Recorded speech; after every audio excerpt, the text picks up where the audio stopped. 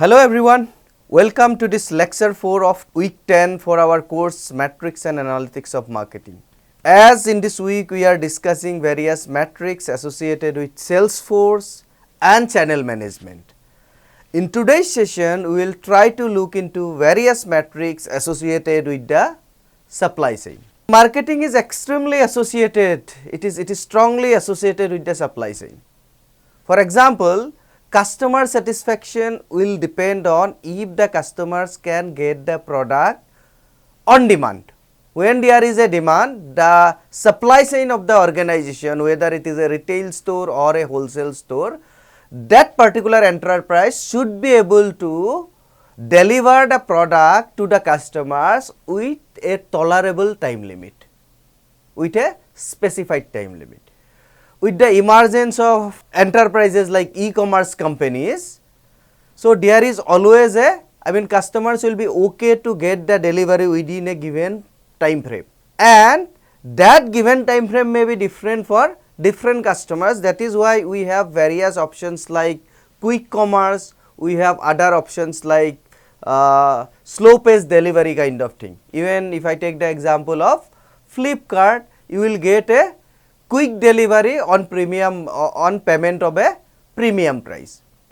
So overall the point that I am trying to make here is that your overall brand recognition, success of your branding, success of your product will also be dependent on the efficiency and effectiveness of your supply chain, and the metrics associated with the supply chain helps us understand the efficiency and effectiveness of the entire supply chain.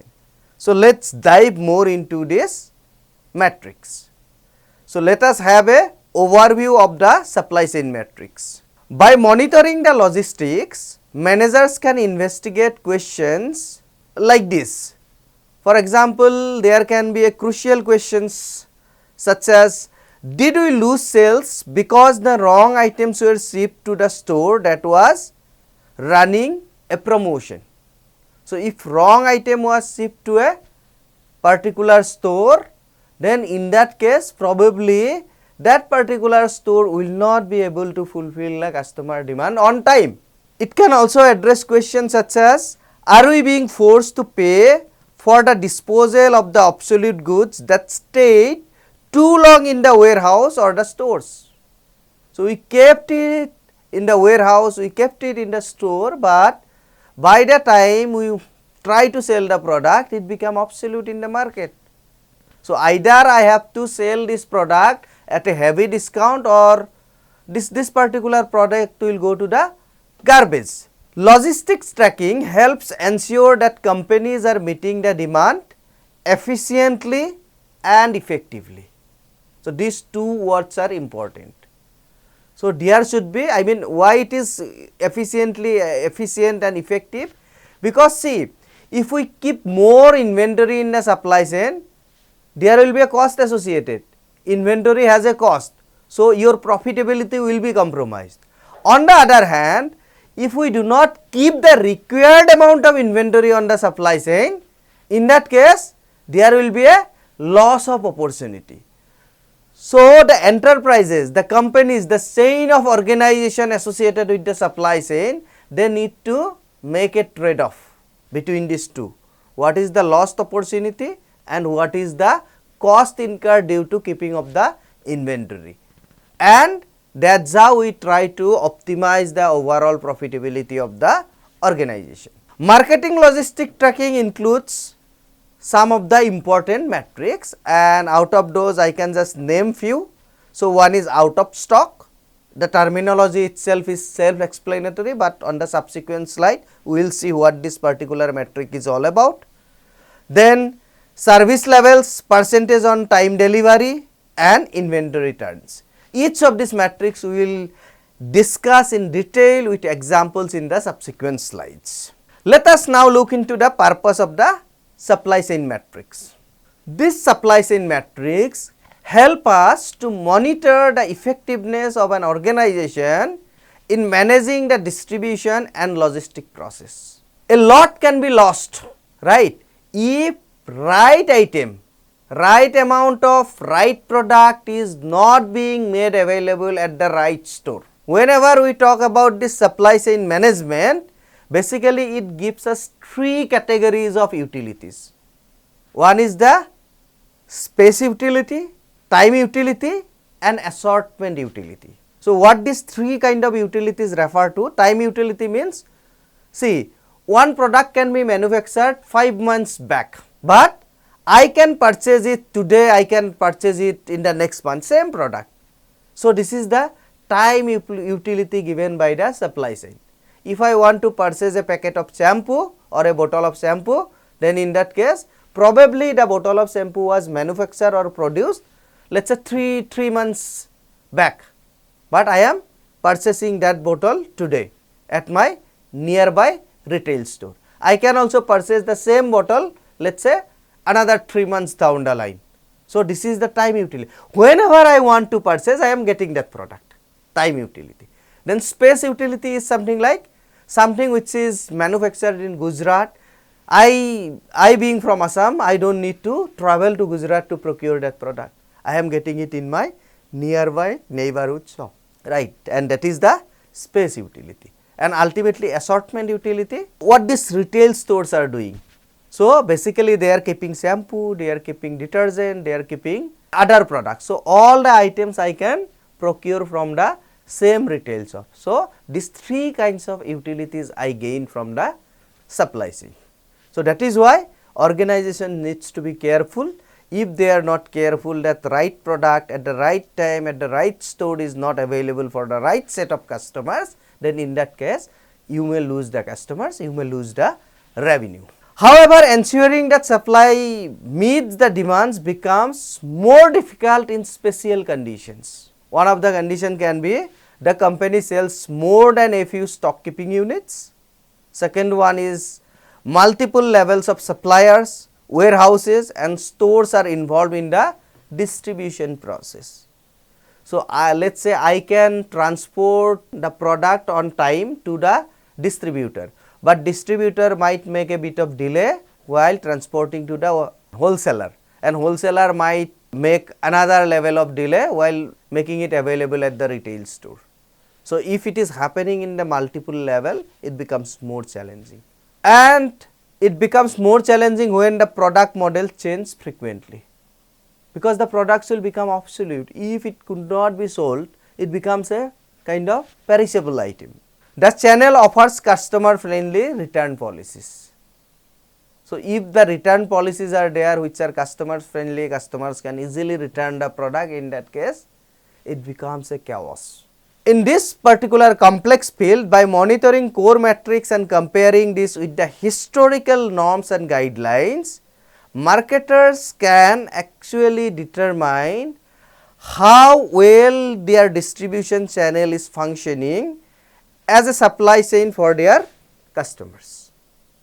So, basically we need to monitor this phenomenon through certain set of metrics.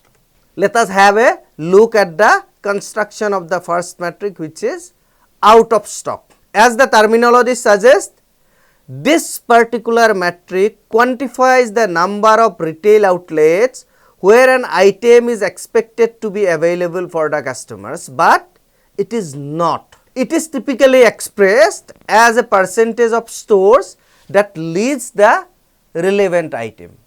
So, basically if I go by the formula, it is a ratio between two parameters. On the numerator we have outlets where the brand or the product is listed but unavailable, divided by the total outlets where the brand or product is listed. Basically, being listed by the chain means the headquarters buyer has authorized the distribution of the brand, SKU or the product at the store level, but it may not be available at a particular point of time because of multiple reasons, such as the local managers of the enterprise have not approved the shelf space for that particular product or particular brand. Another reason can be it is sold out. There is no item for that product at that particular point of time. Out of stocks are often expressed as percentage. Marketers must note whether an out of stock percentage is based on some of the distribution metrics such as numeric distribution, the SCV that we discussed in the last class, PCV, or the percentage of distributing stores in that given chain. So, remember that this out of stock is calculated on the basis of the outlets where the brand or product is listed, not on the entire market. So, it does not give you a holistic view of the overall availability. So, if you need to look into the holistic view of overall availability, then this out of stock metric has to be looked along with some other metrics such as SCV or PCV, which gives your presence in the entire market as compared to the number of outlets in the entire market. Another fact is that out of stock is a complementary metric to in stock rate. So, basically let us say if 3% out of stock rate is there, then it is equivalent to 97% in stock rate. They are complementary to each other. 1 minus out of stock gives you the in stock value. Fine. So, let's dive more into it.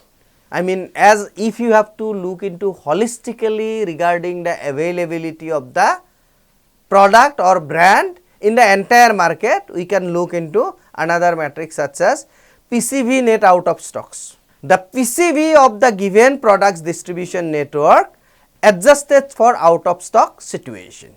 So, let us look into this particular metric, let us look into the formula through which we can derive this product category volume net out of stock. This out of stocks measures is calculated by multiplying the PCV by a factor that adjusts it to recognize the out of stock situations. The adjusting factor is simply 1 minus the out of stock figure. So, basically this particular metric will give you a holistic view of about the in stock value or in stock availability of your particular brand in the entire market. So, it is PCV in terms of percentage multiplied by 1 minus out of stock percentage. Now, let us move to the second matrix, that is service levels percentage on time delivery. So, the construction of this metric goes like this. So, the deliveries achieved in the time frame promised or in the time frame on an average accepted time frame or within the tolerable time frame divided by the all deliveries initiated in the time period.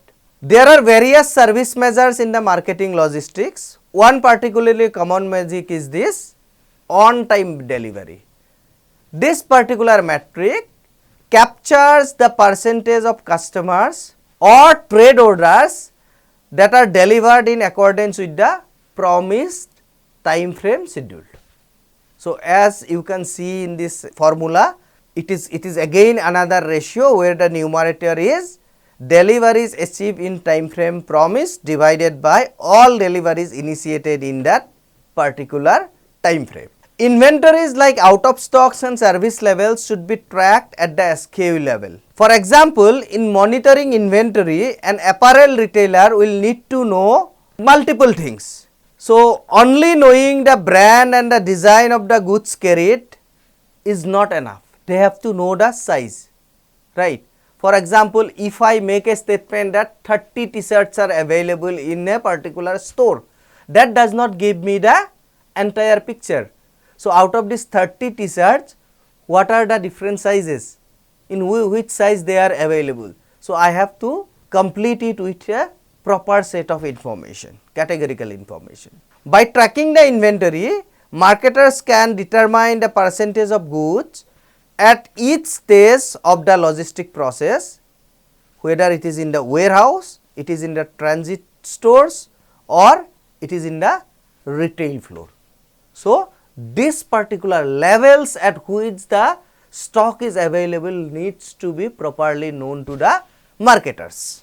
The next matrix that we will be discussing is called inventory turn. The construction of this matrix goes like this. The number of times that inventory turns over in a year can be calculated on the basis of revenues associated with the product and the level of inventory held. So, on the numerator we will have annual product revenues and on the denominator we will have the average inventory. One need only divide the revenues associated with the product in question by the average level of inventory for that particular item. Inventory turns can be calculated for companies, brands or SKUs or at any level in the distribution chain, but they are frequently most relevant for the individual trade consumers, right. So, it is very easy to calculate what is your annual product revenues divided by what is your average inventory in terms of dollar, right. Now, next associated metric is called inventory days. This metric also sheds light on the speed with which the inventory moves through the sales process. To calculate this matrix, marketers divide the 365 days of the year by the number of inventory turns, yielding the average number of days the inventory carried by a firm. Means for how many, so let us say if there is no production, for how many days I will be able to satisfy the needs of the customer, that is called the inventory days. If a firm's inventory of a product turned is, let us say for the sake of calculation I am taking a number 36.5 times in a year, then on an average the inventory holding, inventory days will be 365 divided by 36.5, that is 10 days, right. And interpretation wise, even if there is no more production in the production plant, I can still sell, I can still meet the needs of my customers for 10 more days, right. Inventory days represents the number of days worth of sales that can be supplied by the inventory present at a given moment. Viewed from a slightly different perspective, this figure advises logistic managers of the time expected to elapse before they suffer a stock out, right. So, if it is 10 days, I can be pretty sure even if there is no movement in the inventory, I mean from the manufacturer or from the production plant, still I can continue with my business for 10 more days. Now, let us look at this example. An apparel retailer holds $600,000 worth of socks in inventory as on January 1 and $800,000 of the following of socks in the December 31 of the same year. Revenues generated by the sock sales total to 3.5 million during the year, right. To estimate the average stock inventory during the year, the managers might take the average of the beginning and ending numbers. So, whatever inventory was there in the beginning of the year and whatever inventory was left out at the end of the year, I will just take the average of these two values and I will calculate, I will assume that the average of these two values will give me the average inventory throughout the year, right. So, it will be 600,000 plus 800,000 divided by 2, that is 700,000 average inventory. On this basis, managers might calculate the inventory turns. So, what is the formula for inventory turns? It is the product revenues divided by the average inventory. So, what is my product revenue as per this problem is concerned? It is 3.5 million. So, 3.5 million divided by 700,000 gives me a value of 5. So, inventory turn is 5. Now, I can also calculate the inventory days because I know the number of days in a year, that is 365 divided by inventory turns, that is 73 days worth of inventory. What does it mean? Even without any single unit production, from this particular moment, I can still satisfy the need of the customers, I can still satisfy the demand of the customers for 73 more days. Remember that this is associated with the profitability. The more days it is, if it is for 73 days, then what I have to derive is I am at a very low risk of stock out, but at the same time my profitability is highly compromised, because keeping the inventory for 73 more days is a costly affair, right. But let us say in one case this inventory days is just 5 days, then in that case probably my profitability is at a higher end, because in terms of inventory keeping my cost associated with inventory is very less. But at the same time, if there is slight disruption in the demand, if there is slight surge in the demand, probably I will lose the opportunity of catering to some new accounts. Then let's look at some of the supply chain related concepts. Whenever we are evaluating the inventory, manager must also establish a costing system for items that cannot be tracked on an individual basis. So, I can take two approach for this. One is called the FIFO and another one is called the LIFO. First in, first out and last in, first out.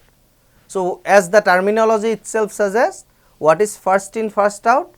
The first unit of the inventory received is the first expense upon sale. And what happens in case of last in, first out? The last unit of inventory received is the first expense upon the sale. So, FIFO is like a queue. Whoever has entered the queue for the first will be dispensed first. But on the other hand, LIFO is like a stack. So, whatever has entered in the last will be taken out first. So, it has a significant impact on the overall cost. The choice of FIFO and LIFO can have a significant financial impact in inflationary times. For example, let us say there is a rapid inflation. In that case, the cost of production was much lesser, but the selling price will be much higher, and sometimes it can be other way around also. For example, initially the price was kept at the industry benchmark price was at a higher end, but as the time goes, it goes to a lower end. Then in that case, if you manufacture the product at the initial phase, then in that case probably you have to incur a loss. So, at such time FIFO will hold down the cost of the goods sold by reporting this figure at the earliest available prices. Simultaneously, it will value the inventory at its highest possible level, that is at the most recent prices. The financial impact of the LIFO will be just reverse of FIFO. So, it depends on the context, it depends on the industry, it depends on the market segment that you are dealing with, which particular strategy will be more appropriate. Now, let us also look at some of the related metrics. So, one is called the range checks or the make good on promotions. These measures evaluate the effect on a store of promotional items being unavailable. In a typical example, a store might track the incidents in which it offers the customers a substitute item because it has ran out of stock on a promoted item. This happens in many cases. So, if there is a heavy promotion, there can be a rush of customers, and that is why the item for which the promotion was made, it gets stock out instantly, and in that case probably a new customer demand for that same kind of product. Instead of providing that particular item, I will try to convince the customer to take a substitute product. Range checks or the make goods might be expressed as a percentage of goods sold, or more specifically as a percentage of revenues coded to the promotion, but generated by sales of items not listed as part of the promotional event. So, basically it takes care of the, let us say the promotion was there in place, but the item associated with the promotion became sold out. In that case, the extent to which the substitute product was sold because of this promotion can be taken care with this particular metric called range checks or make goods on promotion. Then another metric associated with supply chain is missed shipments. This measures the number of shipments that fail to arrive on time or in the proper quantities in the destination. Then there is another metric called the deduction. This particular metric measures the value of deductions from the customer invoices caused by incorrect or incomplete shipments, damaged goods, returns or other factors. It is often useful to distinguish between the reasons for the deduction, whether the deduction in the invoice is happening because of the damaged item or it is happening because of the returned item or it is happening because of some other factors. Then next one is called the obsolescence. So basically this particular event happens in let us say apparel industry. Apparel industry, as you know, that the fashion keeps changing very fast and the items keeps becoming obsolete in a very fast manner. It is typically expressed as the monetary value of items that are obsolete or as the percentage of total stock value that comprises obsolete items. If obsolescence is high, then a firm holds a significant amount of inventory that is likely to sell only at a considerable discount. This is a vital metric for many retailers, especially those involved in the fashion or in technology, right. Now, let us quickly look at some other metrics, related metrics to supply chain.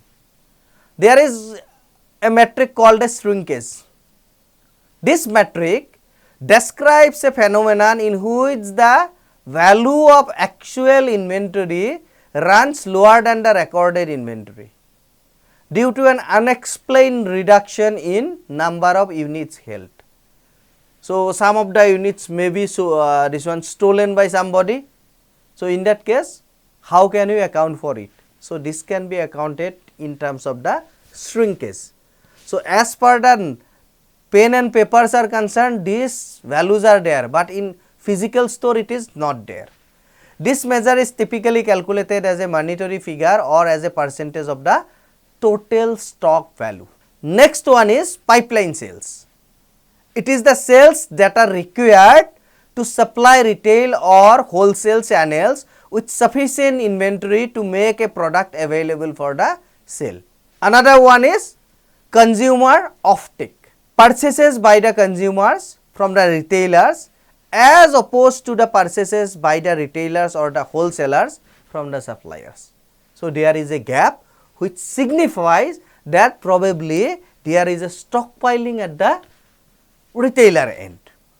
When the consumer offtake runs higher than the manufacturer sales rates, inventories will be drawn down. Then diverted merchandise or diverted goods. The products shipped to one customer that are subsequently resold to another customer. One example that I can give here is, if a retail drug chain overbuys vitamins at a promotional price, it may ship some of its excess inventory to a dollar store, fine. So, these are some of the metrics, some of the important measurements associated with the supply chain. As I have said that marketing is strongly and closely associated with the supply chain, efficiency and effectiveness of the supply chain, and in order to look into the efficiency and effectiveness of the supply chain, we need the help of this matrix. So, with this I close today's session. I wish to see you in the next class. Thank you.